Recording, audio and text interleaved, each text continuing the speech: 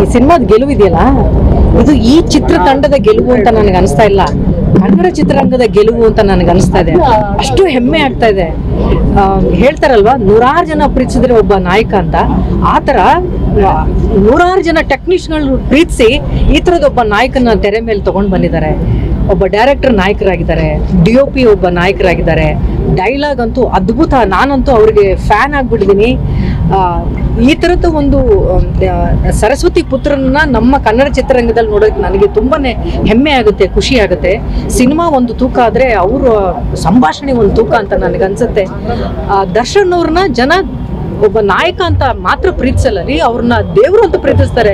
ಜನ ನೋಡ್ತಾ ಇದ್ದೀವಿ, ರಾತ್ರಿ 12 ಗಂಟೆಯಿಂದ ಸಿನಿಮಾನ ಸೆಲೆಬ್ರೇಟ್ ಮಾಡ್ತಾ ಇದ್ದಾರೆ. ಮನೆ ಮಠ ಎಲ್ಲ ಬಿಟ್ಟು ಥಿಯೇಟರ್ ಹತ್ರ ಬಂದಿದ್ದಾರೆ. ಮನೆಗೆ ಹೋಗಿಲ್ಲ ಅನ್ಸುತ್ತೆ ಅವ್ರ ಅಭಿಮಾನಿಗಳು. ಅಷ್ಟು ಪ್ರೀತಿಸುವಂತ ಒಬ್ಬ ನಾಯಕನ ತೆರೆ ಮೇಲೆ ತಗೊಂಡ್ ಬರ್ಬೇಕಾದ್ರೆ ಈ ಕಡೆ ಅವ್ರ ಅಭಿಮಾನಿಗಳಿಗೆ ಜಸ್ಟಿಸ್ ಕೊಡ್ಬೇಕಾ, ನ್ಯಾಯ ಒದಗಿಸ್ಬೇಕಾ, ಅಥವಾ ಒಂದು ಕತೆಗೆ ನ್ಯಾಯ ಒದಗಿಸ್ಬೇಕಾ? ಈ ಒಂದು ಕ್ಲೀಶೆ ಇದೆಯಲ್ಲ, ಇದು ಅಷ್ಟು ಸುಲಭವಾದ ಕೆಲಸ ಅಲ್ಲ.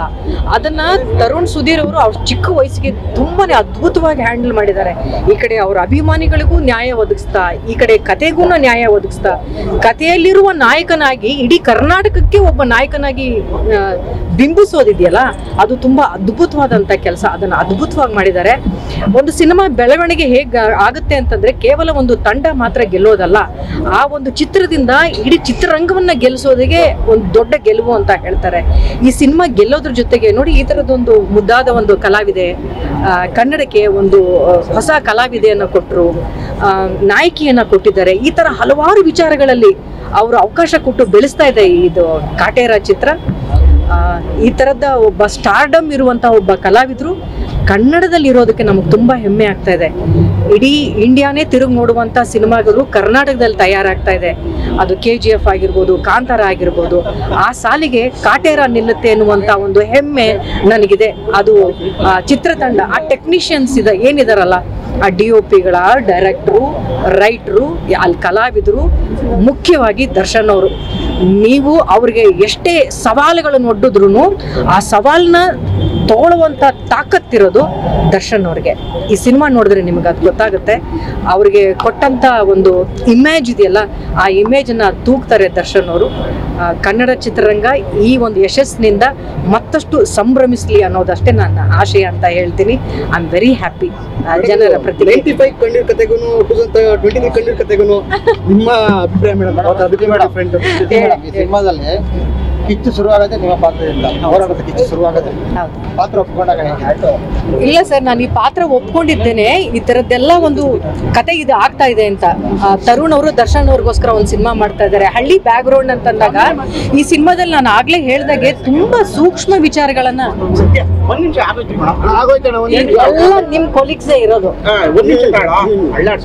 ಎಲ್ಲ ನಿಮ್ ಕೊಲೀಗ್ಸೇ ಇರೋದು. ನೀವ್ ಒಬ್ರು ಹಂಗ್ ಮಾತಾಡಿದ್ರೆ ಅವ್ರಿಗೆಲ್ಲ ಡಿಸ್ಟರ್ಬ್ ಆಗಲ್ವಾ? ಏನೋ ಹೇಳ್ತಿದ್ದೆ ನಿಮ್ಮ ಪಾತ್ರದ ಬಗ್ಗೆ. ನಿಮ್ಮ ಪಾತ್ರದಿಂದ